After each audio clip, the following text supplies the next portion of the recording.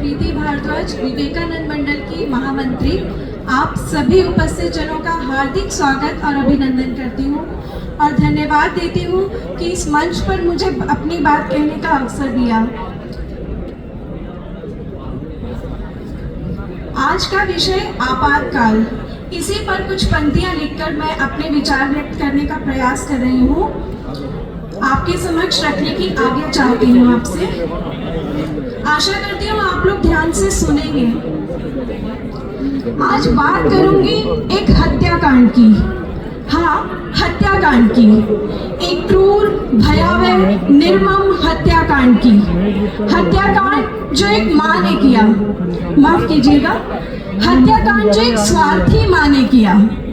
हाँ, माँ ही कहूंगी, कहना पड़ रहा है, बड़ी शर्म के साथ कहना पड़ रहा है, बड़ी शर्म के साथ कहना पड़ रहा है। वो देश की माँ थी, ठीक वैसे ही जैसे आज एक पिता के संरक्षण में हम सब सुरक्षित महसूस करते हैं, ठीक वैसे ही जैसे आज एक पिता के संरक्षण में सुरक्षित महसूस करते हैं हम। नाम की आवश्यकता तो नहीं, नाम की आवश्यकता तो नहीं, हम सब जानते हैं जो रक्षक है, संरक्षक है, पिता है, प्रहरी है। जो रक्षक है, संरक्षक है, पिता है, प्रहरी है। एक समय था, हाँ वो समय था जब किसी ने खुलेआम लहूलुहान कर दिया, लहूलुहान कर दिया मानवता को, नीति, राजनीति, सभ्यता, संस्कार को तार तार कर दिया। लहूलुहान कर दिया मानवता को, नीति, राजनीति, सभ्यता, संस्कार को तार तार कर दिया।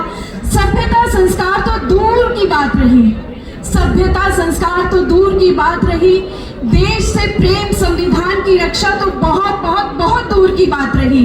यहाँ तो अपने ही हाथों अपनी ही संतान के अधिकारों को छीन लिया उसने, अपने ही हाथों अपनी ही संतान के अधिकारों को छीन लिया उसने।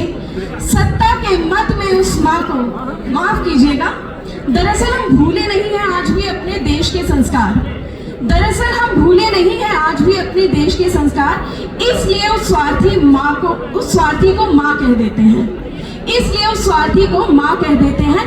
पर बताना चाहूंगी तुम्हें नौजवानों, पर बताना चाहूंगी तुम्हें नौजवानों, वो माँ नहीं कलंक है, वो माँ नहीं कलंक है जिसने अपने ही बच्चों के इतिहास के पन्नों को काली स्याही से धो दिया, जिसने अपने ही बच्चों के इतिहास के पन्नों को काली स्याही से धो दिया।